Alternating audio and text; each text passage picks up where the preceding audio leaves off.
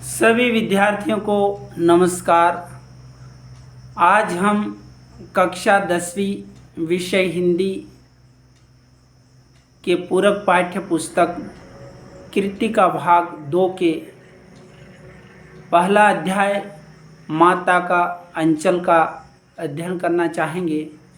यह श्री पूजन स्वाहे द्वारा रचित उपन्यास देहाती दुनिया से लिया गया अंश है। यह श्री पूजन स्वाहे जी के द्वारा एक स्मरण शिल्प शैली में लिखा गया है, स्मरण शिल्प में लिखित किया गया है। इस उपन्यास को बिल्कुल देहाती दुनिया उपन्यास का कुछ अंश है। इसमें देहात यानी ग्रामीण जीवन का अच्छी तरह से वर्णन हुआ है और यहाँ पर इस पाठ में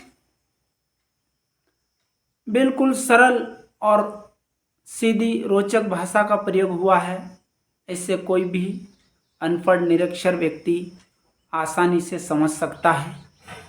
इसमें हमारे बचपन की उन स्थितियों का वर्णन किया गया है, शायद वह हम पीछे छोड़ आए हैं। इस पाठ में बचपन की उन वात्सल्यमय चित्रण को प्रस्तुत किया गया है जिससे आप पाठ को सुनकर समझकर बहुत आनंदित होंगे और उस पाठ को पढ़ने समझने से अपने पिछले बचपन की घटनाओं का याद अवश्य आ जाएगा। शायद वो खुशियाँ, वो दिन, वो समय हमारे जीवन से जा चुके हैं, लेकिन साहित्य में एक बार पुनः माता का अंचल पाठ पढ़ने से ऐसा लगेगा कि शायद वो हमारे बचपन के दिन कितने अच्छे थे। अब वह हमारे सुख बहुत पीछे रह गए। माता का अंचल पाठ में माँ की बात कही गई है, लेकिन पूरे पाठ में लेखक स्वयं अपने पिताजी के साथ रहते हैं। पिताजी को बाबूजी के नाम से पुकारते हैं और लेखक को उनके पिताजी भोलानाथ कहकर पुकारते हैं। बहुत ही रोचक वर्णन हुआ है इसमें। चलिए शुरू करते हैं। श्री पूजन सहाय जहाँ लड़कों का संग तहाँ बाजे मर्दंग, जहाँ बुड्ढों का संग तहाँ खर्चे का तंग। पहली पंक्तियाँ ही बच्चों के किलोल का वर्णन करती है। जहाँ लड़कों का संग है तहाँ बाजे मर्दंग है, जहाँ बुड्ढों का संग है तहाँ खर्चे का तंग है। हमारे पिता तड़के उठकर निबट नहाकर पूजा करने बैठ जाते थे। लेखक कह रहे हैं कि हमारे पिताजी सुबह उठ करके पूजा में बैठ जाते। हम बचपन से ही उनके अंग लग गए थे। माता से केवल दूध पीने तक का ही नाता था। बचपन से वो कह रहे कि हम उनके साथ लग गए थे। माता से तो हमारा नाता दूध पीने तक था। इसीलिए पिता के साथ ही हम भी बाहर की बैठक में ही सोया करते। वह अपने हाथों ही हमें ही उठाते और साथ ही नहला धुलाकर पूजा पर बिठा लेते। हम भभूत का तिलक लगा देने के लिए उनको दिक करने लगते थे। कुछ हंसकर, कुछ झुंझलाकर और कुछ डांटकर वह हमारे चौड़े लीलार में त्रिपुण कर देते थे। समझ गए? वो हमें डांट कर, हमें उठाकर और हम उनको अपने मस्तक पर भभूत का तिलक लगाने के लिए कहते थे, तो वो हमें लीलार पर त्रिपुण लगा देते थे। हमारे लीलार में भभू खूब खुलती थी। भभूत, जो भभूत होती है, वह हमारे लीलार में भभूत खूब खुलती थी। सिर में लंबी लंबी जटाएं थी। भभूत रमाने से हमें खासे भम बोला बन जाते थे। भभूत हमारे ललार पर रमाने से हम खासे भम बोला बन जाते थे, यानी भगवान शिव के समान हम भम बोला बन जाते थे। पिताजी हमें बड़े प्यार से भोलानाथ कहकर पुकारा करते थे। परीक्षा में आ सकता है कि शिव पूजन सहाय के पिताजी उन्हें किस नाम से पुकारा करते थे। तो पिताजी हमें बड़े प्यार से भोलानाथ कहकर पुकारा करते थे, पर असल में हमारा नाम था तारकेश्वर नाथ। असल में हमारा नाम क्या था? तारकेश्वर नाथ। लेकिन पिताजी हमें भोलानाथ कहकर पुकारते थे। हम भी उनको बाबूजी कहकर पुकारा करते और माता को मैया, माँ को मैया कहकर पुकारा करते थे। जब बाबूजी रामायण का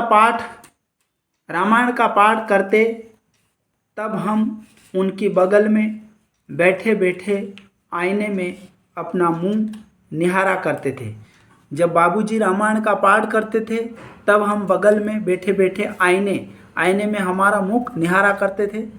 जब वह हमारी ओर देखते तब हम कुछ लज्जा कर और मुस्कुराकर आईना नीचे रख देते थे। वह भी मुस्कुराकर पढ़ते थे। ये बिल्कुल अच्छा वर्णन आया कि वो देखते थे तो हम मुस्कुराकर आईना नीचे रख देते थे। पूजा पाठ कर चुकने के बाद वह राम राम लिखने लगते थे। अपनी एक रामनामा बही पर 1000 राम नाम लिखकर वह उसे पाठ करने की पोथी के साथ बांधकर रख देते थे। फिर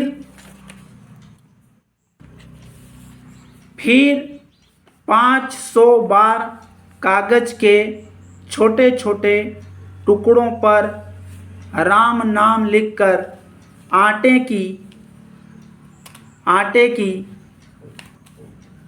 गोलियों में लपेटते और उन गोलियों को लेकर गंगा जी की ओर चल पड़ते थे। उस समय भी हम उनके कंधे पर विराजमान रहते थे। जब वह गंगा में एक एक आटे की गोलियां फेंककर मछलियों को खिलाने लगते तब भी हम उनके कंधे पर ही बैठे बैठे हंसा करते थे। देखिए लेखक क्या कह रहे हैं कि जब हमारे पिताजी बाबूजी गंगा जी में आटे की गोलियां डालते थे तब भी हम उनके कंधे पर बैठ बैठ कर हंसा करते थे। जब मछलियों को चारा देकर घर की ओर लौटने लगते तब बीच रास्ते में झुके हुए पेड़ों की डालों पर हमें बिठाकर झुलाते थे। जब गंगा जी से लौटते थे तो रास्ते में लटके हुई शाखाओं पर, पेड़ों की शाखाओं पर वो डालों पर बिठाकर हमें झुलाते थे। ये देखिए, ये गंगा जी से लौटते वक्त ये लेखक है और उनके पिताजी बाबूजी ये शाखाओं पर बिठाकर इन्हें झुला रहे हैं। ये चित्र में आपको दिखाई दे रहा है, झुला रहे हैं।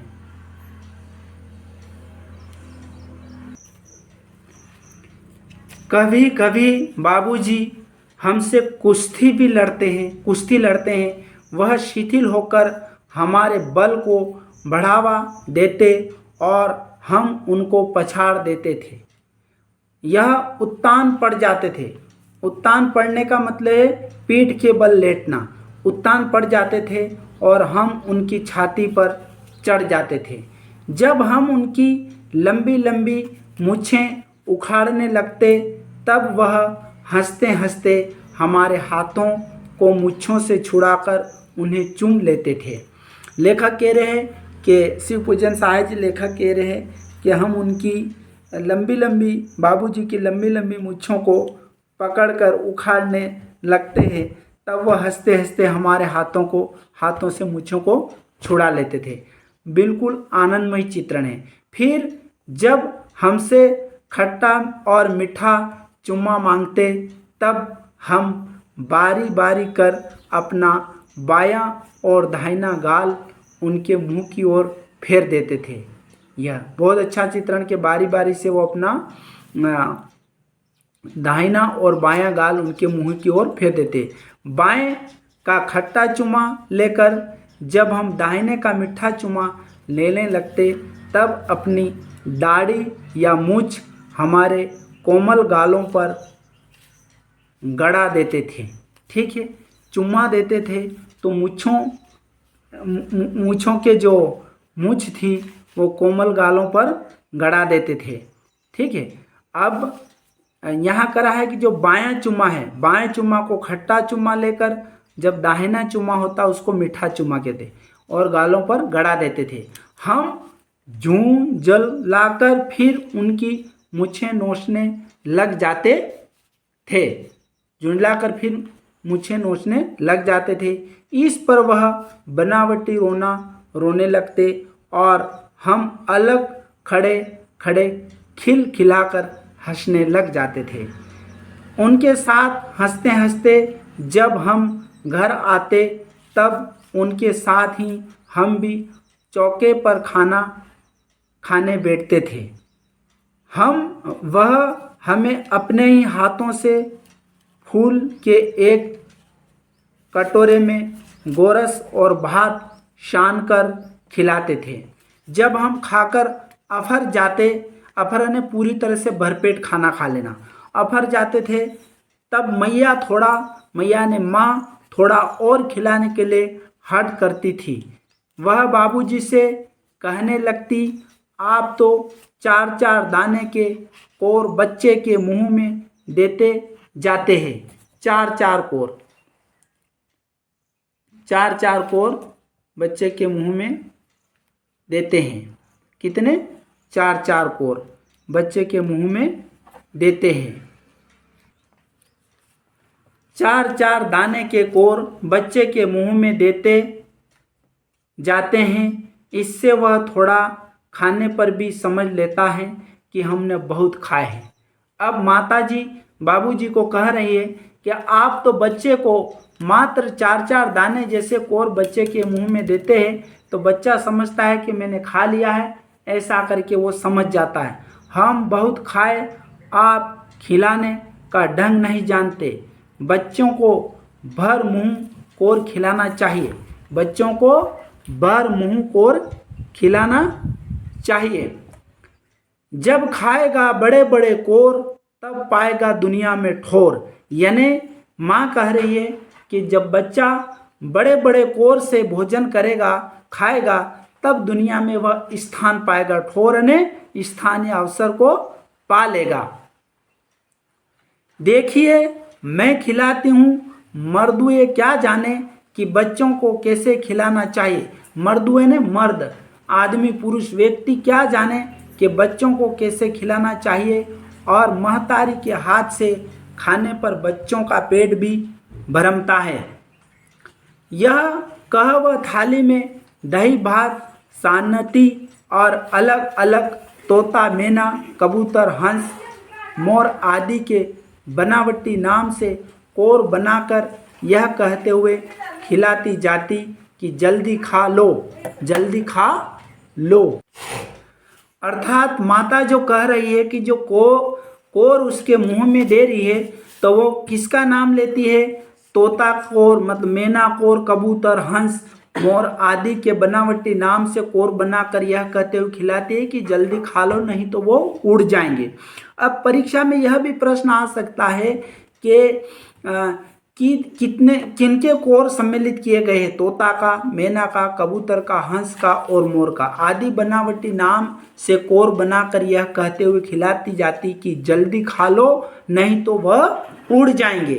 पर हम उन्हें इतनी जल्दी उड़ा जाते हैं कि उड़ने का मौका ही नहीं मिलता। जल्दी उड़ा जाते अर्थात हम जल्दी खा जाते हैं कि उनको उड़ने का मौका ही नहीं मिलता।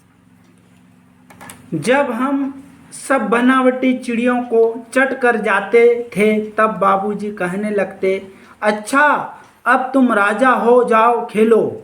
जब पूरी तरह से कोर को चट कर जाते, मतलब खा लेते, तब बाबूजी कहते कि तुम राजा हो जाओ, खेलो। बस हम उठकर उछलने कूदने लगते थे। ठीक है, ये बचपन का दिन है, उछलने कूदने लगते थे। फिर रस्सी में बंधा हुआ काठ का घोड़ा लेकर नंग धड़ंग बाहर गली में निकल जाते थे। बच्चा खाना खा के जिस प्रकार गली में निकल जाता, काठ ने लकड़ी का घोड़ा लेकर निकल जाते, वैसे वो निकल गया। जब कभी मैया हमें अचानक पकड़ पाती, तब हमारे लाख छटपटाने पर भी एक चुल्लू कड़वा तेल हमारे सिर पर डाल ही देती। कड़वा तेल ने सरसों का तेल डाल ही देती। हम रोने लगते और बाबूजी उस पर बिगड़ खड़े होते, पर वह हमारे सिर में तेल बौंद करने बालों में तेल पूरी तरह से सारा बोर कर देना, बौंद कर हमें उलट कर ही छोड़ती थी। माता लेखक कह रहे कि माता हमें उलट कर ही छोड़ती थी। फिर हमारी नाभि और लीलार में काजल की बिंदी लगाकर चोटी गुथती और उसमें फूलदार लट्टू बांधकर रंगीन कुर्ता टोपी पहना देती थी। हम खांसे कन्हैया बनकर बाबूजी की गोद में सिसकते सिसकते बाहर आते थे। बिल्कुल वात्सल्यमय चित्रण काव्य में हुआ है कि कन्हैया बनकर बाबूजी की गोद में हम सिसकते सिसकते बाहर आते थे।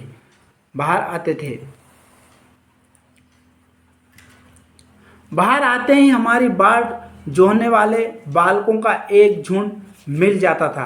कितना आनंदमय चित्रण है कि लेखक कह रहे हैं कि हम जैसे ही बाबूजी की गोद से बाहर आते थे, तो बाहर जो है बालक उनको याद करने और जोहने वाले देखने वाले झुंड मिल जाता था। हम उन खेल के साथियों को देखते ही शीर्षक ना भूलकर बाबूजी की गोद से उतर पड़ते और अपनी हम जोलियों के दल में मिलकर तमाशे करने लग जाते थे। ये बचपन की खुशी का वर्णन काव्य में हो रहा है। तमाशे भी ऐसे वैसे नहीं, तरह तरह के नाटक, चबूतरे का एक कोना ही नाटक घर बनता था। बाबूजी जिस छोटी चौकी पर बैठकर नहाते थे, वही रंगमंच बनती। उसी पर सरकंडे के खम्भों पर कागज का चौदवा तान कर मिठाइयों की दुकान लगाई जाती थी। उसमें चिल्लम के खोंचे पर कपड़े के थालों में ढेले के लड्डू, पत्तों की पूरी कचौरियाँ, गिल्ली मिट्टी की जलेबियाँ, फूटे घड़े के टुकड़ों के पतासे आदि मिठाइयाँ सजाई जाती। देखिए, जिस प्रकार जो बच्चे होते हैं, वो जिस प्रकार अपनी जो आनंदमय जो खेल खेलते, उसमें वह बता रहे कि पत्तों की पूरियाँ कचौरियाँ बना लेते, गिल्ली मिट्टी की जलेबियाँ बना लेते, फूटे घड़े के टुकड़े होते, उनके हम पतासा मिठाइयाँ सजाई जाती। ठीकरों के बटखरे और जस्ते के छोटे छोटे टुकड़े, ठीकरे ने जो मिट्टी का जो बर्तन होता, वो टूटने के बाद टुकड़े होते, उनको ठीकरे कहते। ठीकरों के बटखरे और जस्ते के छोटे छोटे टुकड़ों के पैसे बनते और उनके ठीकरों के बटखरे होते, उनके छोटे छोटे रुपए, उसके मिट्टी के रुपए पैसे बनाते। हमें लोग खरीद कर और हमें लोग दुकानदार बाबूजी भी 2-4 गोरखपुए पैसे खरीद लेते थे। देखिए, उन छोटे छोटे टुकड़ों ठीकरों से बने पैसे से ही हम ही खरीदते और बेचते थे। थोड़ी देर में मिठाई की दुकान बढ़ाकर हम लोग घरौंदा बनाते थे। धूल की मेड़ दीवार बनती और तिनकों का छप्पर, दातुन के खंबे, सिया दलाई की पेटियों के किवाड़, घड़े के मोहड़े की चूल्हा चक्की, दिए की कड़ाही और बाबूजी की पूजा वाली आचमनी कलची बनती थी। इतने सामान बचपन में बच्चे बनाते थे। पानी को घी समझते थे, धूल के पिसान और बालू को चीनी समझते थे। हम लोग नार तैयार करते थे, हम ही लोग जो नार करते और हम ही लोग जो नार बैठती थी। जब पंगत बैठ जाती थी, तब बाबूजी भी धीरे से आकर पात के अंत में झिमने के लिए बैठ जाते थे उनको बैठते देखते ही हम लोग हंसकर और घरौंदा बिगाड़कर भाग चले जाते थे। और जब बाबूजी बैठने जिमने के लिए बैठते थे तब वो भाग चले जाते। वह भी हंसते हंसते लोटपोट हो जाते और कहने लगते, फिर कब भोज होगा भोलानाथ, फिर कब भोज होगा भोलानाथ।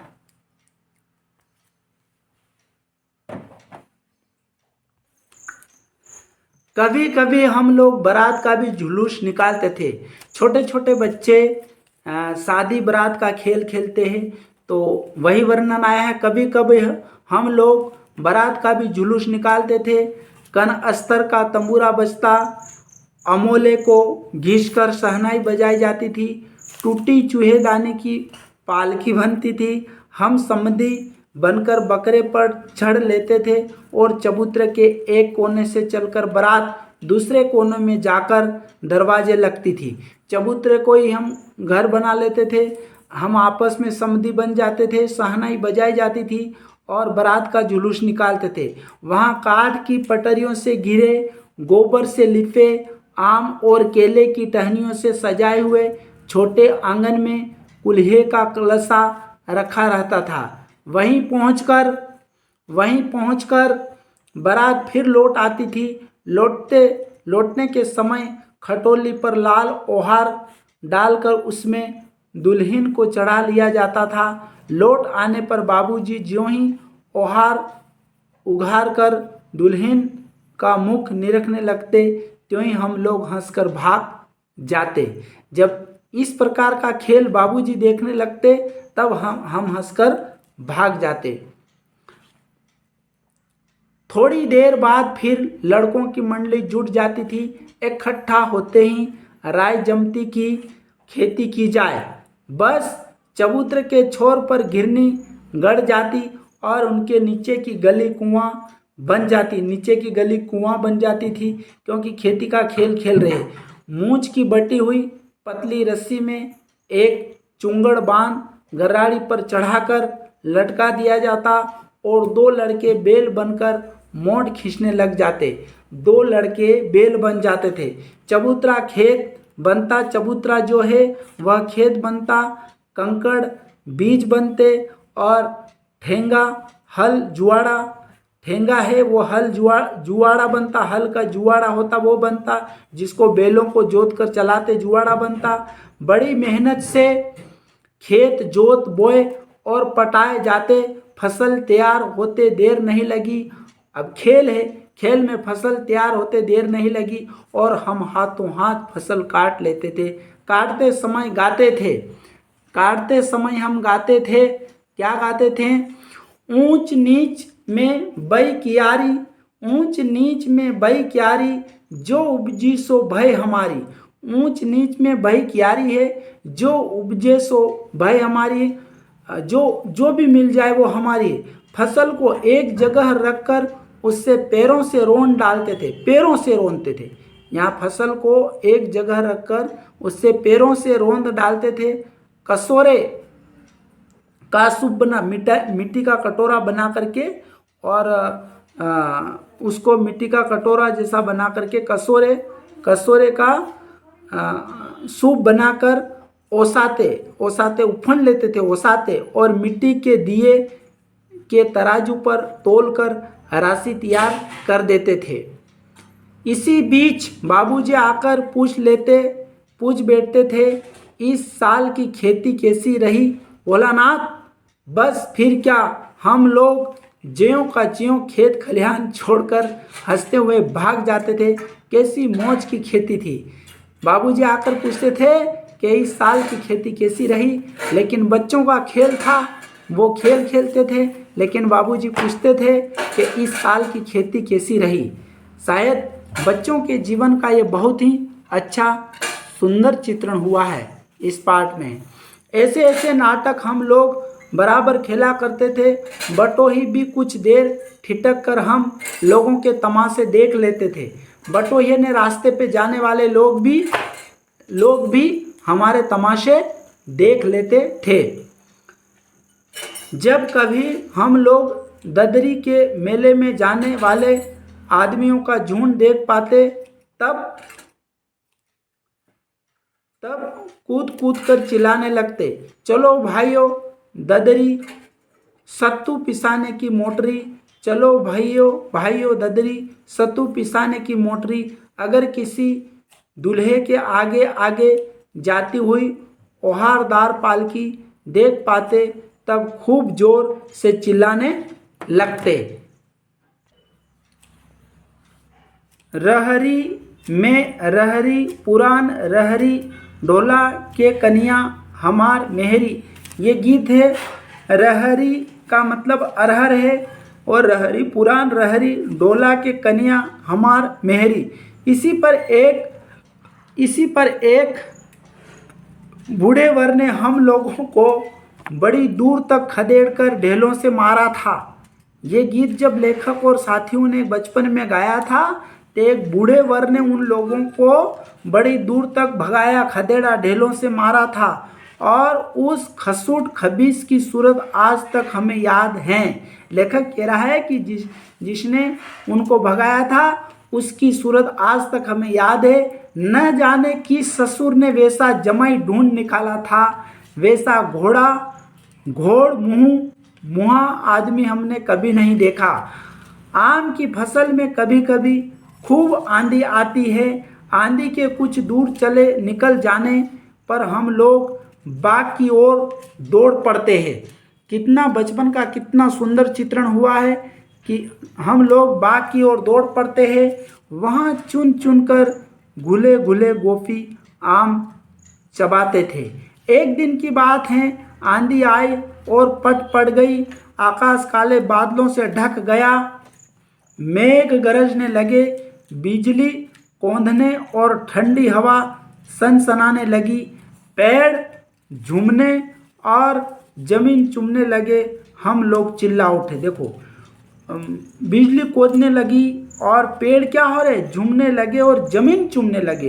पेड़ झूमने लगे और जमीन चूमने लगने मतलब इतनी तेज हवा चली होगी। अब क्या हुआ, एक पैसा की लाई बाजार में छितराई, बरखा उधरे बिलाई।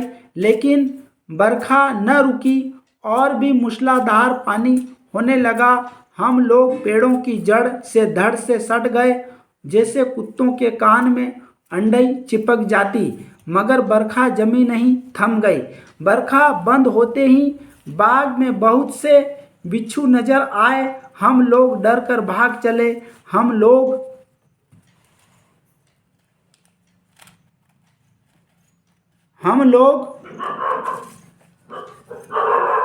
लोगों में बेजू बड़ा ढीठ था। संयोग की बात है, बीच में मुसन तिवारी मिल गए। बेचारे बूढ़े आदमी को सुचिता कम था। बेजू उनको चिढ़ाकर बोला, बुढ़वा बेईमान मांगे करेला का चोक, बुढ़वा बेईमान मांगे करेला का चोक, ऐसा बेजू ने कहा। हम लोगों ने भी बेजू के सुर में सुर मिलाकर यही चिल्लाना शुरू कर दिया। देखो, बेजू चिल्लाने लगा तो लेखक भी उस बूढ़े आदमी को चिढ़ाने लगा और सुर में सुर मिलाकर लेखक भी ये बात कहने लगे। मसून तिवारी ने बेतहासा खदेड़ा। हम लोग तो बस अपने अपने घर की ओर आंधी हो चले यानी आंधी की तरह भागे। जब हम लोग न मिल सके तब तिवारी जी सीधे पाठशाला में चले गए। वहाँ से हमको और बेजू को पकड़ लाने के लिए 4 लड़के गिरफ्तारी वारंट लेकर छूटे। यानी पाठशाला पहुँचे और वहाँ से 4 लड़के भेजे। इधर ज्यों ही हम लोग घर पहुँचे त्यों ही गुरुजी के सिपाही हम लोगों पर टूट पड़े। बेजू तो 9-2 11 हो गया, भाग गया। हम पकड़े गए। फिर तो गुरुजी ने हमारी खूब खबर ली। लेखक कह रहे हैं कि हम छोटे थे तब इस प्रकार की हरकत तमाशा करने से गुरुजी ने हमारी खूब खबर ली। बाबूजी ने यह हाल सुना, वह दौड़े हुए पाठशाले में आए, गोद में उठाकर हमें पुचकारने और फुसलाने लगे। पर हम दुलारने से चुप होने वाले लड़के नहीं थे। रोते रोते उनका कंधा आंसुओं से तर कर दिया। अब कितना लेखक ने कितना वात्सल्यमय वर्णन किया है कि रोते रोते आंसुओं से उनका कंधा तर किया। वह गुरु जी की चिचोरी दीनतापूर्वक प्रार्थना करने वाली विनती करके हमें घर ले चले। रास्ते में फिर हमारे साथी लड़कों का झुंड मिला। वे जोर से नाचते और गाते थे। माई पकाई गर्रर गर्रर पुआ, माई पकाई गर्रर गर्रर गर्रर पुआ, हम खाई पुआ ना खेलब जुआ। फिर क्या, ना खेलेंगे जुआ। फिर क्या था, हमारा रोना धोना भूल गया। हम हट करके बाबूजी की गोद से उतर पड़े। देखो कितना अच्छा वर्णन है। एक तरफ तो लेखक रो रहे थे, उन्होंने आंसुओं से कंधा भिगो दिया था, लेकिन रास्ते में गाने वाले उनकी झुंड के बच्चे मिल गए तो वो कंधे से उतर पड़े और लड़कों की मंडली में मिलकर लगे वही तान शूर अपलाने। तब तक सब लड़के सामने वाले मकई के खेत में दौड़ पड़े। उसमें चिड़ियों का झुंड चल रहा था। वे दौड़ दौड़ कर उन्हें पकड़ने लगे, पर एक भी हाथ न आई। हम खेत से अलग ही खड़े होकर गा रहे थे और मकई में जो चिड़ियाँ थी, चिड़ियों के झुंड को देख करके उसमें से कुछ साथी, लेखक के साथी चिड़ियों को पकड़ने गए, लेकिन वो खुद अलग खड़े होकर गा रहे थे। और क्या है, राम जी की चिरैया, राम जी का खेत, खा लो चिड़िया भर भर पेट। ये गीत गाया जा रहा था। राम जी की चिरई, राम जी का खेत, खा लो चिरई भर भर पेट। हमसे कुछ दूर बाबूजी और हमारे गांव के कई आदमी खड़े होकर तमाशा देख रहे थे। बाबूजी और हम लोग तमाशा देख रहे और यही कहकर हंसते थे कि चिड़िया की जान जाए, लड़कों का खिलौना। सचमुच लड़के और बंदर पराई पीर नहीं समझते हैं। और जो तमाशा देख रहे थे, गांव के कई आदमी खड़े होकर तमाशा देख रहे थे, वो यूं कह रहे थे कि सचमुच चिड़िया की जान जाए, लड़कों का खिलौना। सचमुच जो लड़के होते हैं और बंदर होते हैं वो दूसरों की पीड़ा कभी नहीं समझ सकते, वो दूसरों की पीड़ा कभी नहीं समझ सकते। एक टिल्ले पर जाकर हम लोग चूहों के बिल से पानी उछलने लगे। देखो अब एक टिल्ले पर जाकर उन्होंने क्या करा कि चूहों के बिल पर पानी उछलने के, नीचे से ऊपर पानी फेंकना था। हम सब थक गए। तब गणेश जी के चूहे की रक्षा करने के लिए शिव जी का सांप निकला।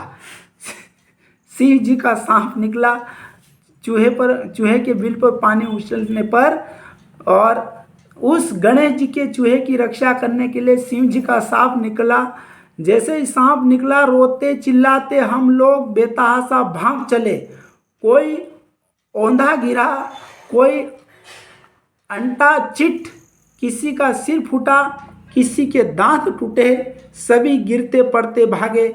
हमारी सारी देह लहूलुहान हो गई, पैरों के तलवे कांटों से छलनी हो गए।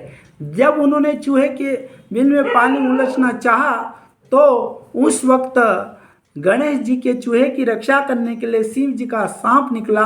तो फिर हम ऐसे भागे कि हमारी बहुत कुछ हमारा ऐसा हुआ। किसी का, लेखक कह रहे हैं कि कोई हम औंधे गिर गए, तो किसी का सिर फूटा है, तो किसी के दांत टूटे हैं, और हमारी देह पूरी लहूलुहान हो गई है और पैर के तलवे कांटों से छलनी हो गए हैं।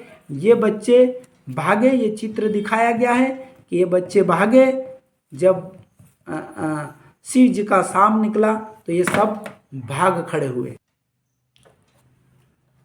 हम एक सुर से दौड़े हुए आए और घर में घुस गए। उस समय बाबूजी बैठक के ओसारे में बैठकर हुक्का गुड़गुड़ा रहे थे।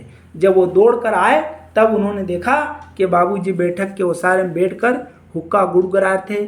उन्होंने हमें बहुत पुकारा, पर उनकी अनसुनी करके हम दौड़ते हुए मैया के पास ही चले गए, माँ के पास चले गए। जाकर उनकी गोद में शरण ली। मैया चावल अमनिया कर रही थी, हम उसी के आंचल में छिप गए।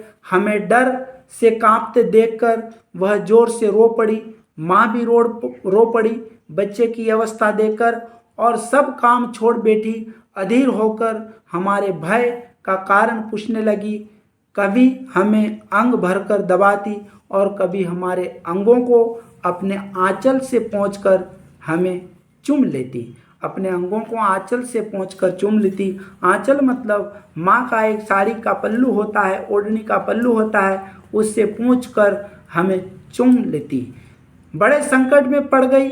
जब बच्चे की हालत इस अवस्था में देखी तो माँ बड़े संकट में पड़ गई। झटपट हल्दी पीसकर हमारे घाव पर थोपी गई। जो उनके घाव हो गए थे, कांटे लगे, जो भी गिरे, उल्टे गिरे तो उससे घाव हो गए। हल्दी पीसकर माँ ने उसके घाव पर थोपी। घर में कोहराम मच गया। घर में कोहराम मच गया। हम केवल धीमे सुर से सा स सा कहते हुए मैया के आंचल में लुके चले जाते, लुके ने छिपते चले जाते। सारा शरीर थर थर काँप रहा था क्योंकि शिव जी का सांप देखा था उन्हें। रोंगटे उनके खड़े हो गए थे। रोंगटे यानी शरीर पर, बदन पर जो बाल होते वो खड़े हो गए थे। हम आंखें खोलना चाहते थे पर वे खुलती न थी। हमारे कांपते हुए ओठों को मैया बार बार निहार कर रोती और बड़े लाड से हमें गले लगा लेती थी। बड़ा वात्सल्यमय चित्रण किया गया है इस पंक्तियों में, इस लेखन गद्य में। इसी समय बाबूजी दौड़े आए। आकर झट हमें मैया की गोद से अपनी गोद में लेने लगे, पर हमने मैया के आंचल की प्रेम और शांति के दोवे की छाया न छोड़ी। लेखक कह रहे कि बाबूजी इस अवस्था में आकर के हमें गोद में उठाने लगे, लेकिन हम मैया के आंचल की प्रेम और शांति से, हम उसकी छाया से हम अलग नहीं हुए। तो इस प्रकार हमने कक्षा 10 विषय हिंदी माँ का अंचल पाठ का अध्ययन किया और यह बहुत ही अच्छा पाठ है और इसमें हमारे बचपन की बहुत सारी यादें संजोई हुई है और वात्सल्य से परिपूर्ण पाठ है माँ का आंचल।